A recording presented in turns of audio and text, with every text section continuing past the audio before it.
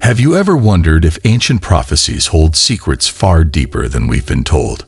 What if the Old Testament, the sacred scriptures of Judaism, contains hidden clues pointing not only to the coming of the Messiah, but to the startling revelation that this Messiah might actually be God himself, manifested in human form? For centuries, theologians and scholars have debated this very idea. Could the Old Testament be more than just a collection of historical events and spiritual teachings? Could it, in fact, reveal God's ability to take on a tangible, visible form among humanity? Imagine encountering God face to face, not in a dream or a vision, but in the flesh, interacting with him just like you would with any friend. This idea challenges the traditional notion of an invisible God. But what if I told you that this very concept might be hidden within the pages of the Old Testament itself? Let's dive into this mystery, exploring ancient texts that hint at a God who reveals himself in ways we've never fully considered. Could these be prophetic glimpses into the divine nature of Jesus Christ? The idea of God manifesting himself physically in the world is both revolutionary and deeply compelling. For many, God is an invisible, transcendent being, beyond human comprehension. However, there are instances in the Old Testament that suggest a different reality, one where God takes on a visible, tangible form and interacts with humans in profoundly personal ways. These revelations raise profound questions. Could these accounts point to the Christian belief that Jesus, the Messiah, is not just a human being, but God himself incarnate? Could the Old Testament, often seen as the foundation of Jewish theology, actually contain the earliest hints of God's plan to reveal himself to the world through Jesus? In this video, we'll take a deep dive into some of these mysterious Old Testament passages and explore how they might have foreshadowed the coming of Jesus as the divine Messiah. From encounters with God face to face to prophecies that challenge our understanding of the Messiah, we will uncover hidden truths that reveal Jesus as the fulfillment of these ancient promises. Let's begin by looking at some of the most striking instances in the Old Testament where God appears in a tangible, almost physical form. These moments challenge the traditional understanding of God as being entirely invisible and unknowable. For instance, in Exodus 33:11, we read about a powerful encounter between Moses and God. The Lord would speak to Moses face to face, as one speaks to a friend. This is a remarkable moment. God, in some form, speaks directly to Moses, not through dreams or visions, but in a personal, intimate exchange. In a culture where God's presence was often understood to be distant, abstract, and unreachable, this moment stands out as a profound and physical interaction. The phrase face to face implies an experience that is far more tangible than we might expect from the creator of the universe. In Numbers 12:8, we read another description that seems to support this physical manifestation of God. With him I speak face to face, clearly and not in riddles. He sees the form of the Lord. Once again, we see God speaking clearly to Moses and even revealing his form. This raises intriguing questions. Could this form of the Lord be a precursor to the physical appearance of Jesus? These passages challenge the idea that God is entirely abstract or invisible.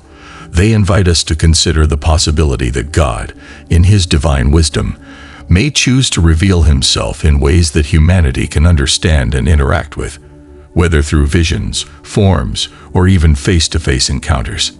But the idea of God revealing himself physically doesn't stop with Moses.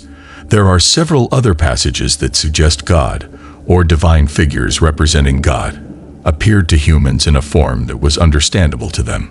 In Joshua 5:13-15, we encounter a figure who appears to Joshua, described as the commander of the Lord's army. When Joshua meets this figure, he is told to take off his sandals because he is standing on holy ground, much like Moses was instructed to do at the burning bush. This reverence and command for holiness suggests that the figure Joshua encounters is no ordinary being, but a manifestation of God himself. Similarly, in Ezekiel 1:26-28, the prophet Ezekiel has a vision of a figure seated on a throne. surrounded by radiant glory. He describes this vision as the likeness of the glory of the Lord. Here again, we see God represented in a physical form that Ezekiel can comprehend. The imagery is rich, symbolizing God's glory and majesty, but it also suggests that God is not merely an invisible force, but a being that can reveal himself in tangible ways. These are just a few examples of God revealing himself in a form that human beings can encounter and interact with. And for early Christians, these passages would have been significant. They could have seen these moments as foreshadowing the ultimate manifestation of God in the person of Jesus.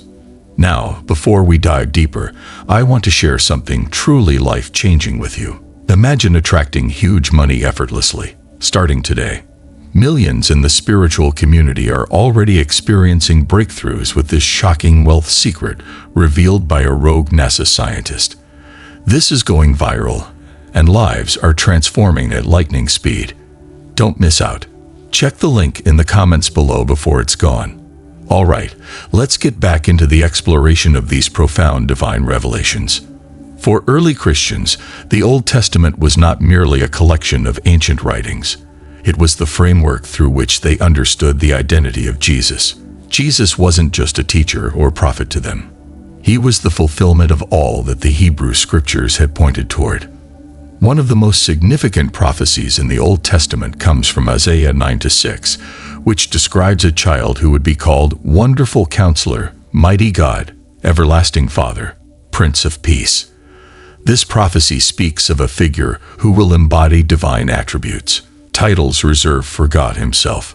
To early Christians, this pointed directly to Jesus, who, in their belief, embodied these very qualities. In Psalm 2-7-8, we see a divine conversation between God and his anointed one, which early Christians interpreted as referring to Jesus.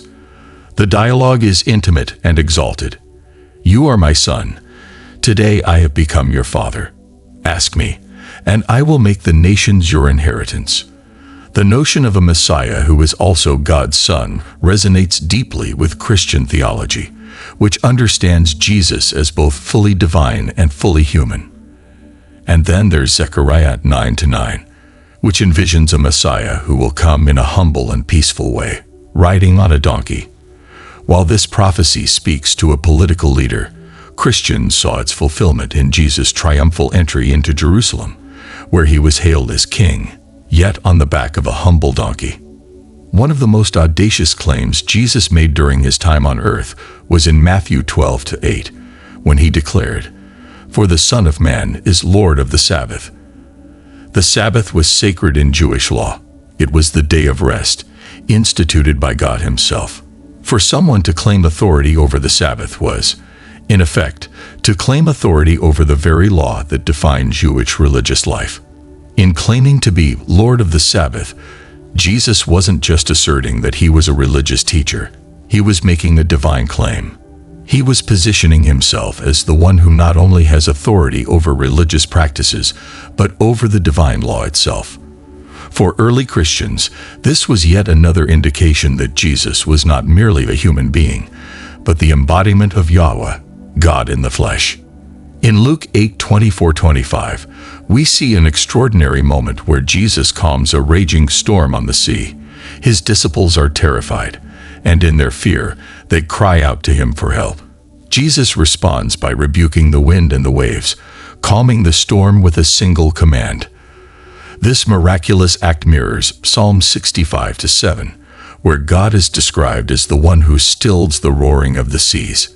By performing this act, Jesus is not only displaying power over nature, he is demonstrating the very divine authority that the Hebrew Scriptures attributed to God. For early Christians, this miracle was a clear sign that Jesus was indeed the divine presence on earth, capable of exercising authority over the natural world, just as God had done in the past. The concept of the Logos, or Word, is a cornerstone in understanding the profound connection between Jesus Christ and the Old Testament. In Psalm 33-6, we find the statement, "By the word of the Lord the heavens were made," emphasizing that the word is not merely an abstract idea or a fleeting expression, but an active, living force responsible for creation itself. The Word is portrayed as the divine mechanism through which the cosmos was brought into existence, a force imbued with authority, purpose, and power. This concept takes on an even greater depth when we examine its expansion in the New Testament, particularly in the writings of John. In John 1:1-3, the Logos is fully unveiled. In the beginning was the Word, and the Word was with God, and the Word was God. He was with God in the beginning. Through him all things were made. Without him, nothing was made that has been made. Here, John not only identifies the Word as eternal and divine, but also as integral to the very act of creation.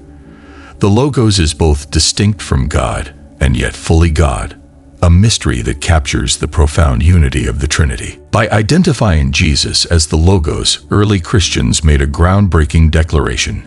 Jesus is not merely a prophetic figure or a moral teacher, but the very agent of creation, the divine Word incarnate. This revelation ties the Old and New Testaments together in a seamless narrative. What was once seen as a mysterious, intangible force is now understood as a person who walked among humanity, speaking, healing, and ultimately redeeming. This connection also sheds light on God's eternal plan. The coming of Jesus was not an afterthought or a response to human failure. It was the culmination of a divine purpose that had been set in motion since the foundation of the world. The Logos, present at the beginning of time, is the same Logos that entered into human history as Jesus Christ.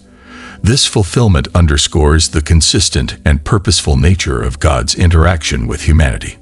Furthermore, understanding Jesus as the Logos provides profound insight into his mission and identity.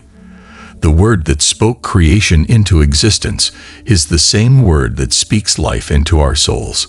The Logos bridges the infinite gap between God and humanity, embodying both divinity and humanity in a way that allows us to experience the fullness of God's love and grace. When we reflect on this truth, we realize that the Logos is not just a theological concept. It is the ultimate expression of God's desire to reveal himself to us. Jesus, the Word made flesh, is the living testimony of God's presence, power, and purpose. Through him, the abstract becomes tangible, the distant becomes near, and the unknowable becomes intimately known. In this light, Jesus as the Logos is not merely the fulfillment of prophecy. He is the very foundation of all that is, was, and is to come. This profound truth invites us into a deeper understanding of God's eternal nature and his relentless pursuit of a relationship with his creation. It is through the Logos that we see the heart of God fully revealed, his creativity, his authority, and most importantly, his boundless love for humanity. As we examine the Old Testament prophecies and encounters, we begin to see a profound picture emerging. The God of the Old Testament is not distant and impersonal. He is revealed in ways that are tangible and relational. And these revelations point forward to the ultimate manifestation of God's presence in the person of Jesus. Jesus is not just a historical figure or a moral teacher. He is the fulfillment of God's promises, the embodiment of divine authority, and the Savior who came to reconcile humanity to God. The Old Testament is not just a backdrop for the New Testament. It is the canvas on which the story of Jesus was painted long before his birth in Bethlehem.